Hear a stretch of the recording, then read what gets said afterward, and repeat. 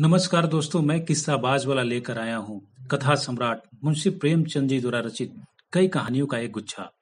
दोस्तों, अगर हमारी कहानी आपको पसंद आए तो इसे लाइक, सब्सक्राइब और शेयर जरूर करें। तो आइए बिना देर किए शुरू करते हैं हम आज की कहानी। कहानी का शीर्षक है कैदी। 14 साल तक निरंतर मानसिक वेदना और शारीरिक यातना भोगने के बाद आइवन ओखोटस्क जेल से निकला, पर उस पक्षी की भांति नहीं जो शिकारी के पिंजरे से पंखहीन होकर निकला हो, बल्कि उस सिंह की भांति जिसे कटघरों की दीवारों ने और भी भयंकर तथा और भी रक्त लोलुप बना दिया हो।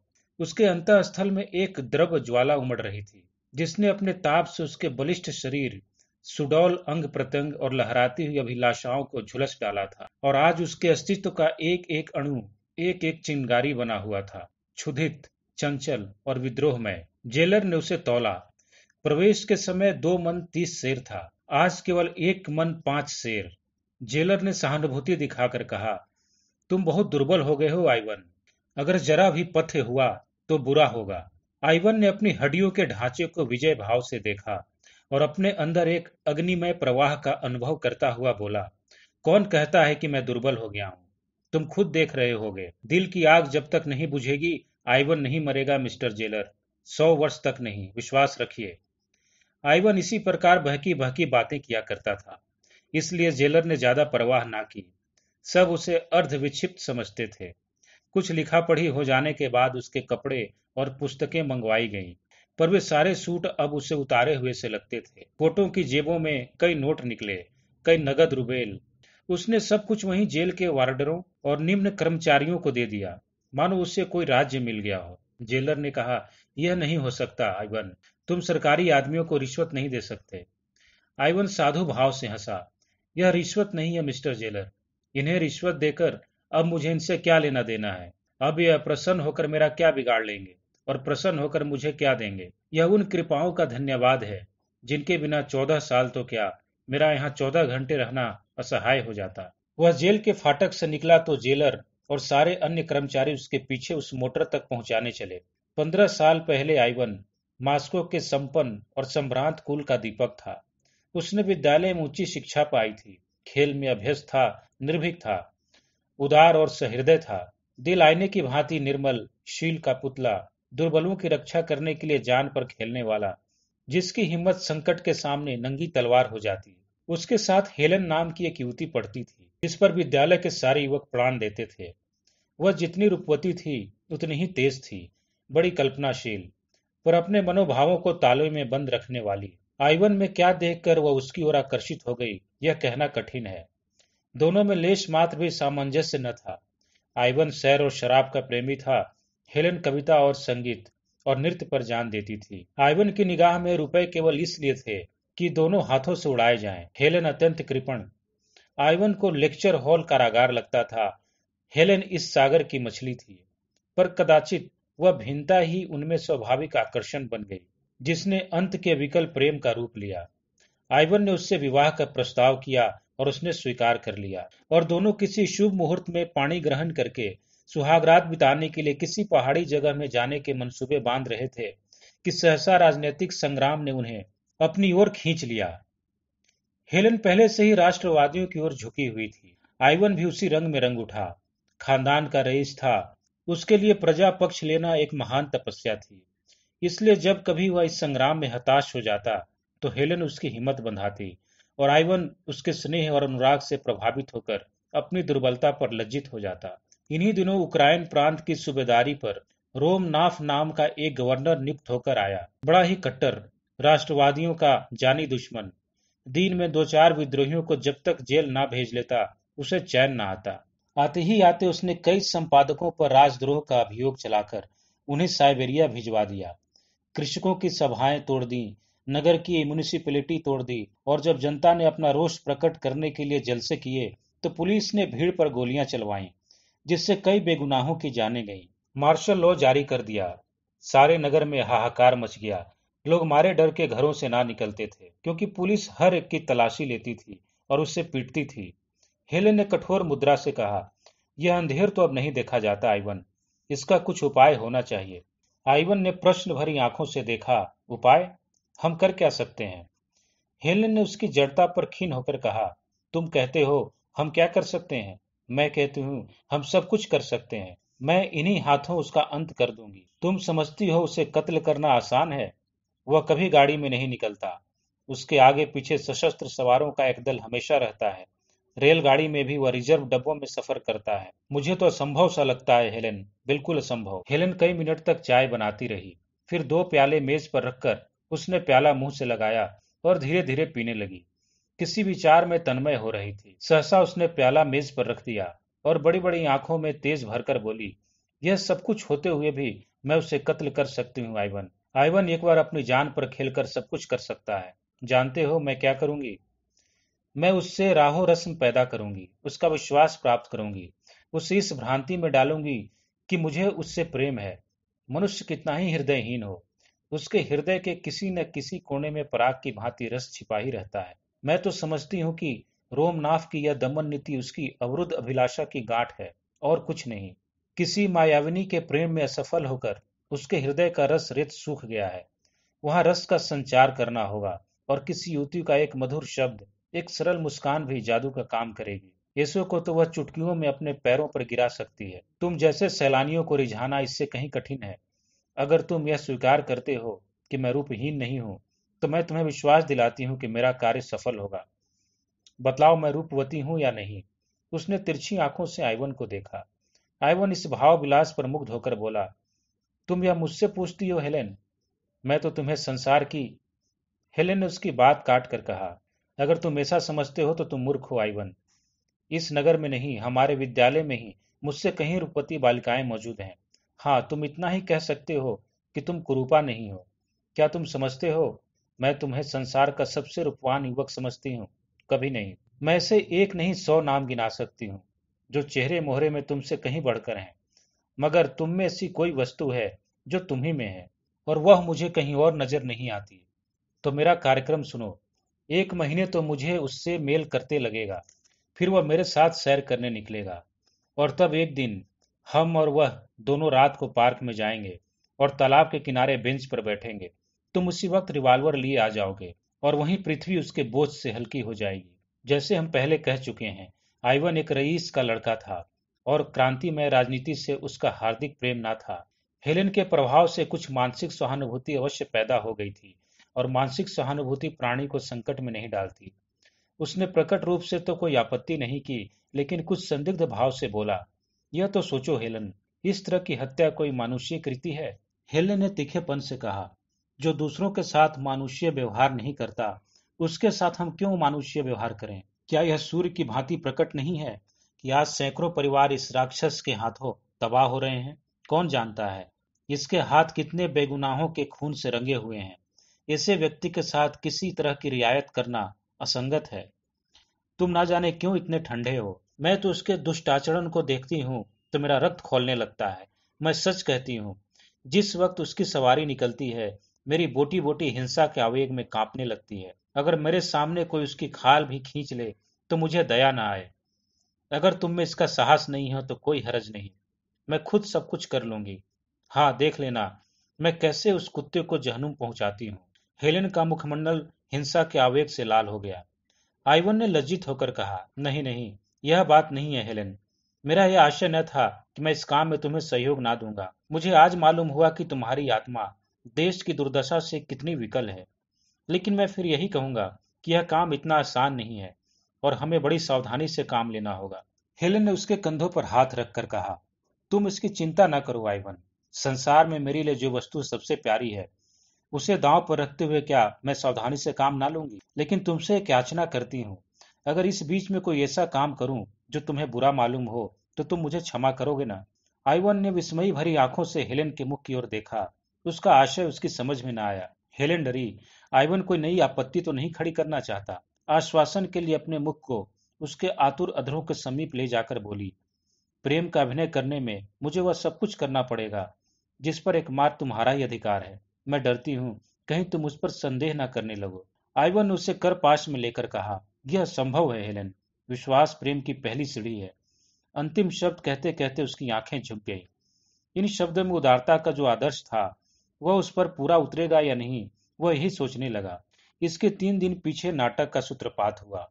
हेलेन अपने ऊपर पुलिस के निराधार संदेह की फरियाद लेकर रोमनाफ से मिली और उसे विश्वास दिलाया कि पुलिस के अधिकारी उससे केवल इसलिए संतुष्ट हैं कि वह उसके कलुषित प्रभावों को ठुकरा रही हैं।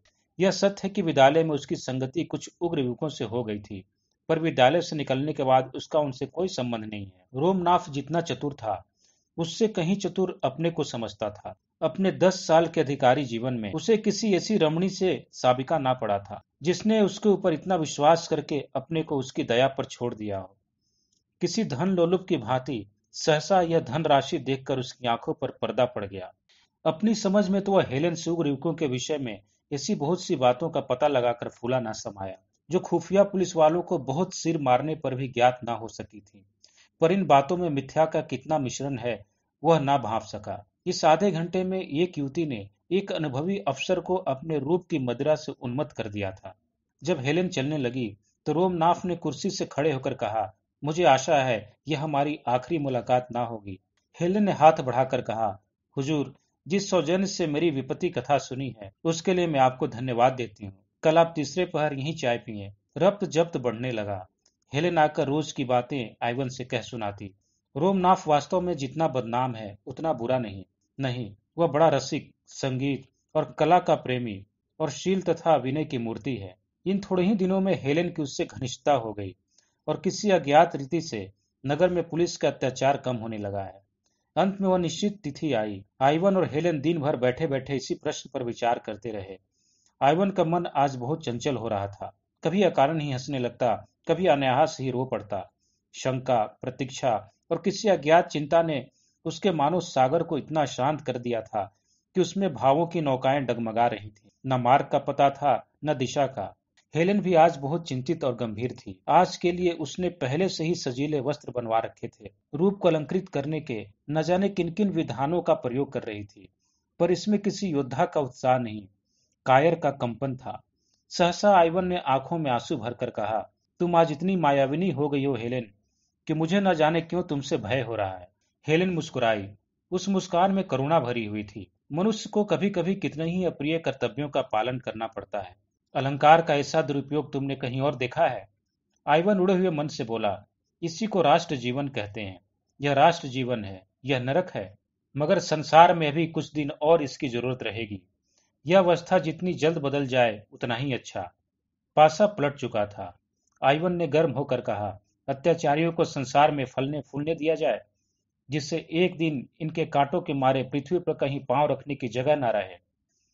हेलेन ने कोई जवाब न दिया, पर उसके मन में जो अवसाद उत्पन्न हो गया था वह उसके मुख पर झलक रहा था। राष्ट्र उसकी दृष्टि में सर्वोपरि था। उसके सामने व्यक्ति का कोई मूल्य न था। अगर इस समय उसका मन किसी कारण से दुर्बल भी हो पा रहा था तो उसे खोल देने का उसमें साहस न था। दोनों गले मिलकर विदा हुए। कौन जाने यह अंतिम दर्शन हो। दोनों के दिल भारी थे और आंखें सजल। आइवन ने उत्साह के साथ कहा, मैं ठीक समय पर आऊंगा। हेलेन ने कोई जवाब न दिया। आइवन ने फिर सानुरोध कहा, खुदा से मेरे लिए दुआ करना हेलेन। हेलेन ने जैसे रोते हुए गले से कहा, मुझे खुदा पर भरोसा नहीं है। मुझे तो है। कब से? जब से मौत मेरी आंखों के सामने खड़ी हो गई। वह वेग के साथ चला गया। संध्या हो गई थी और 2 घंटे के बाद ही उस कठिन परीक्षा का समय आ जाएगा जिससे उसके प्राण कांप रहे थे। वह कहीं एकांत में बैठकर सोचना चाहता था। आज उसे ज्ञात हो रहा था कि वह स्वाधीन नहीं है। बड़ी मोटी जंजीर उसके एक एक अंग को जकड़े हुए थी। इन्हें वह कैसे तोड़े? 10 बज गए थे। हेलेन और ओमनाथ पार्क में एक कुंज बेंच पर बैठे हुए थे। तेज बर्फीली हवा चल रही थी। चांद किसी क्षीण आशा की भांति बादलों में छिपा हुआ था। हेलेन ने इधर उधर सशंक नेत्रों से देखकर कहा, अब तो देर हो गई, यहाँ से चलना चाहिए। रोमनाथ ने बेंच पर पांव फैलाते हुए कहा, अभी तो ऐसी देर नहीं हुई है हेलेन। कह नहीं सकता जीवन के यह क्षण स्वप्न है या सत्य, लेकिन सत्य भी है तो स्वप्न से भी अधिक मधुर, और स्वप्न भी है तो सत्य से अधिक उज्जवल। हेलेन बेचैन होकर उठी और ओमनाथ का हाथ पकड़कर बोली, मेरा जी आज कुछ चंचल हो रहा है। सिर में चक्कर सा आ रहा है। चलो मुझे घर पहुंचा दो। रोमनाथ ने उसका हाथ पकड़कर अपनी बगल में बैठाते हुए कहा, लेकिन मैंने मोटर तो 11 बजे बुलाई है। हेलेन के मुंह से चीख निकल गई, 11 बजे? हाँ, अब 11 बजाना चाहते हैं। आओ तब तक और कुछ बातें हों। रात तो काली बला सी मालूम होती है। जितनी ही देर उसे दूर रख सकूं उतना ही अच्छा। मैं तो समझता हूँ उस दिन तुम मेरे सौभाग्य की देवी बनकर आई थी हेलेन। नहीं तो अब तक मैंने न जाने क्या क्या अत्याचार किए होते। उस उदार नीति ने वातावरण में जो शुभ परिवर्तन कर दिया, उस पर मुझे स्वयं आश्चर्य हो रहा है। महीनों के दमन ने जो ना कुछ कर पाया था, वह दिनों को आश्वासन ने पूरा कर दिखाया। और इसके लिए मैं तुम्हारा ऋणी हूँ, हेलेन, केवल तुम्हारा। पर खेद यही है कि हमारी सरकार दवा करना नहीं जानती, केवल मारना जानती है। जार के मंत्रियों में अभी से मेरे विषय में संदेह होने लगा है, और मुझे यहाँ से हटाने का प्रस्ताव हो रहा है। सहसा टार्च का चकाचौंध पैदा करने वाला प्रकाश बिजली की भांति चमक उठा, और रिवाल्वर छूटने की आवाज आई। उसी वक्त रोमनाथ ने उछलकर आइवन को पकड़ लिया और चिल्लाया, पकड़ो, पकड़ो, खून, हेलेन, तुम यहां से भागो। पार्क में कई संतरी थे, चारों ओर से दौड़ पड़े। आइवन घिर गया। एक क्षण में न जाने कहां से टाउन पुलिस, सशस्त्र पुलिस, गुप्त पुलिस और सवार पुलिस के जत्थे आ पहुंचे। आइवन गिरफ्तार हो गया। रोमनाथ ने हेलेन से हाथ मिलाकर संदेह के स्वर में कहा, यह आइवन तो वही युवक है जो तुम्हारे साथ विद्यालय में था। हेलेन ने क्षुब्ध होकर कहा, हाँ है, लेकिन मुझे इसका जरा भी अनुमान न था कि वह क्रांतिकारी हो गया है। गोली मेरे सिर पर से सन सन करती हुई निकल गई। या ईश्वर, मैंने दूसरा फायर करने का अवसर ही न दिया। मुझे इस युवक की दशा पर दुख हो रहा है हेलेन। यह अभागे समझते हैं कि इन हत्याओं से वे देश का उद्धार कर लेंगे। अगर मैं मर ही जाता तो क्या मेरी जगह कोई मुझसे भी ज्यादा कठोर मनुष्य ना आ जाता। लेकिन जरा भी क्रोध, दुख या भय नहीं है हेलेन। तुम बिल्कुल चिंता ना करो। चलो, मैं तुम्हें पहुंचा दूं। रास्ते भर रोमनाथ इस आघात से बच जाने पर अपने को बधाई और ईश्वर को धन्यवाद देता रहा, और हेलेन विचारों में मग्न बैठी रही। दूसरे दिन मजिस्ट्रेट के इजलास में अभियोग चला, और हेलेन सरकारी गवाह थी। आइवन को मालूम हुआ कि दुनिया अंधेरी हो गई है, और वह उसकी अथाह गहराई में धंसता चला जा रहा है। 14 साल बाद आइवन रेलगाड़ी से उतरकर हेलेन के पास जा रहा है। उससे घर वालों की सुध नहीं है। माता और पिता उसके वियोग में मरणासन हो रहे हैं। इसकी उसे परवाह नहीं है। वो अपने 14 साल के पाले हुए हिंसा भाव से उन्मत्त हेलेन के पास जा रहा है। पर उसकी हिंसा में रक्त की प्यास नहीं है, केवल गहरी दाहक दुर्भावना है। इन 14 सालों में उसने जो यातनाएं झेली हैं, उनके दो चार वाक्यों में मानो सत्य निकालकर विष के समान हेलेन की धमनियों में भरकर उसे तड़पते हुए देखकर वो अपनी आंखों को तृप्त करना चाहता है। और वह वाक्य क्या है? हेलन, तुमने मेरे साथ जो दगा की है, वह शायद त्रिया चरित्र के इतिहास में भी अद्वितीय है। मैंने अपना सर्वस्व तुम्हारे चरणों पर अर्पण कर दिया। मैं केवल तुम्हारे इशारों का गुलाम था। तुमने ही मुझे रोमनाथ की हत्या के लिए प्रेरित किया, और तुमने ही मेरे विरुद्ध साक्षी दी, केवल अपनी कुटिल काम लिप्सा को पूरा करने के लिए। मेरे विरुद्ध कोई दूसरा प्रमाण न था। रोमनाथ और उसकी सादी पुलिस भी झूठी शहादतों से मुझे परास्त न कर सकती थी, मगर तुमने केवल अपनी वासना को तृप्त करने के लिए, केवल रोमनाथ के विषाक्त आलिंगन का आनंद उठाने के लिए मेरे साथ विश्वासघात किया। पर आंखें खोलकर देखो कि वही आइवन जिसे तुमने पैर के नीचे कुचला था, आज तुम्हारी उन सारी मक्कारियों का पर्दा खोलने के लिए तुम्हारे सामने खड़ा है। तुमने राष्ट्र की सेवा का बीड़ा उठाया था। तुम अपने को राष्ट्र की वेदी पर होम कर देना चाहती थी, किंतु कुत्सित कामनाओं के पहले ही प्रलोभन में तुम अपने सारे बहुरूप को तिलांजलि देकर भोग लालसा की गुलामी करने पर उतर गई। अधिकार और समृद्धि के पहले ही टुकड़े पर तुम दुम हिलाती हुई टूट पड़ी। धिक्कार है तुम्हारी इस भोग लिप्सा को, तुम्हारे कुत्सित जीवन को। संध्या काल था। पश्चिम के क्षितिज पर दिन की चिता जलकर ठंडी हो रही थी, और रोमनाथ के विशाल भवन में हेलेन की अर्थी को ले चलने की तैयारियां हो रही थी। नगर के नेता जमे थे, और रोमनाथ अपने शोक कंपित हाथों से अर्थी को पुष्पहारों से सजा रहा था एवं उन्हें अपने आत्मजल से शीतल कर रहा था। उसी वक्त आइवन उन्मत्त वेश में, दुर्बल झुका हुआ, सिर के बाल बढ़ाए, कंकाल से आकर खड़ा हो गया। किसी ने उसकी ओर ध्यान न दिया, समझे कोई भिक्षुक होगा जो ऐसे अवसरों पर दान के लोभ से आ जाया करते हैं। जब नगर के बिशप ने अंतिम संस्कार समाप्त किया और मरियम की बेटियां नए जीवन के स्वागत पर गीत गा चुकी, तो आइवन ने अर्थी के पास जाकर आवेश से कांपते हुए स्वर में कहा, यह वह दुष्टा है जिसे सारी दुनिया की पवित्र आत्माओं की शुभकामनाएं भी नरक की यातना से नहीं बचा सकती। वह इस योग्य थी कि उसकी लाश कई आदमियों ने दौड़कर उसे पकड़ लिया और धक्का देते हुए फाटक की ओर ले चले। उसी वक्त रोमनाथ ने आकर उसके कंधों पर हाथ रख दिया और उससे अलग ले जाकर पूछा, दोस्त, क्या तुम्हारा नाम क्लॉडियस आइवनाफ है? हाँ, तुम वही हो। मुझे तुम्हारी सूरत याद आ गई। मुझे सब कुछ मालूम है, रत्ती रत्ती मालूम है। हेलेन ने मुझसे कोई बात नहीं छिपाई। अब वह इस संसार में नहीं है। मैं झूठ बोलकर उसकी कोई सेवा नहीं कर सकता। तुम उस पर कठोर शब्दों का प्रहार करो या कठोर आघातों का, वह समान रूप से शांत रहेगी, लेकिन अंत समय तक वह तुम्हें याद करती रही। उस प्रसंग की स्मृति उसे सदैव रुलाती रहती थी। उसके जीवन की यह सबसे बड़ी कामना थी कि तुम्हारे सामने घुटने टेक कर क्षमा की याचना करे। मरते मरते उसने यह वसीयत की कि जिस तरह भी हो सके उसकी यह विनय तुम तक पहुंचाऊं कि वह तुम्हारी अपराधिनी है और तुमसे क्षमा चाहती है। क्या तुम समझते हो, जब वह तुम्हारे सामने आंखों में आंसू भरे आती तो तुम्हारा हृदय पत्थर होने पर भी ना पिघल जाता? क्या इस समय भी तुम्हें दीन याचना की प्रतिमा सी खड़ी नहीं दिखती? चलकर उसका मुस्कुराता हुआ चेहरा देखो मोशियो आइवन, तुम्हारा मन अब भी उसका चुंबन लेने के लिए विकल हो जाएगा। मुझे जरा भी ईर्ष्या न होगी। उस फूलों की सेज पर लेटी हुई ऐसी लग रही है मानो फूलों की रानी हो। जीवन में उसकी एक ही अभिलाषा अपूर्ण रह गई आइवन, वह तुम्हारी क्षमा है। प्रेमी हृदय बड़ा उदार होता है आइवन, वह क्षमा और दया का सागर होता है। ईर्ष्या और दंभ के गंदे नाले उसमें मिलकर उतने ही विशाल और पवित्र हो जाते हैं जिसे एक बार तुमने प्यार किया। उसकी अंतिम अभिलाषा की तुम उपेक्षा नहीं कर सकते। उसने आइवन का हाथ पकड़ा और सैकड़ों कौतूहलपूर्ण नेत्रों के सामने उसे लिए हुए अर्थी के पास आया और ताबूत का ऊपरी तख्ता हटाकर हेलेन का शांत मुखमंडल उसे दिखा दिया। उस निस्पंद, निश्चेष्ट, निर्विकार छवि को मृत्यु ने एक दैवी गरिमा सी प्रदान कर दी थी, मानो स्वर्ग की सारी विभूतियां उसका स्वागत कर रही हैं। आइवन की कुटिल आंखों में एक दिव्य ज्योति सी चमक उठी और वह दृश्य सामने खींच गया जब उसने हेलेन को प्रेम से आलिंगित किया था और अपने हृदय के सारे अनुराग और उल्लास को पुष्पों में गूंथ कर उसके गले में डाला था। उसे जान पड़ा यह सब कुछ जो उसके सामने हो रहा है स्वप्न है, और एकाएक उसकी आंखें खुल गई हैं और वह उसी भांति हेलेन को अपनी छाती से लगाए हुए है। उस आत्मानंद के एक क्षण के लिए क्या वह फिर 14 साल का कारावास झेलने के लिए तैयार ना हो जाए? क्या अब भी उसके जीवन की सबसे सुखद घड़ियां वही ना थीं जो हेलेन के साथ गुजरी थीं? और क्या उन घड़ियों के अनुपम आनंद को वह इन 14 सालों में भी भूल सका था? उसने ताबूत के पास बैठकर श्रद्धा से कांपते हुए कंठ से प्रार्थना की, ईश्वर, तू मेरे प्राणों से प्रिय हेलेन को अपनी क्षमा के दामन में ले। और जब वह ताबूत को कंधों पर लिए चला तो उसकी आत्मा लज्जित थी अपनी संकीर्णता पर, अपनी उद्विग्नता पर, अपनी नीचता पर। और जब ताबूत कब्र में रख दिया गया तो वह वहां बैठकर न जाने कब तक रोता रहा। दूसरे दिन रोमनाथ जब फातिहा पढ़ने आया तो देखा आइवन सिजदे में सिर झुकाए हुए है और उसकी आत्मा स्वर्ग को प्रयाण कर चुकी है। धन्यवाद।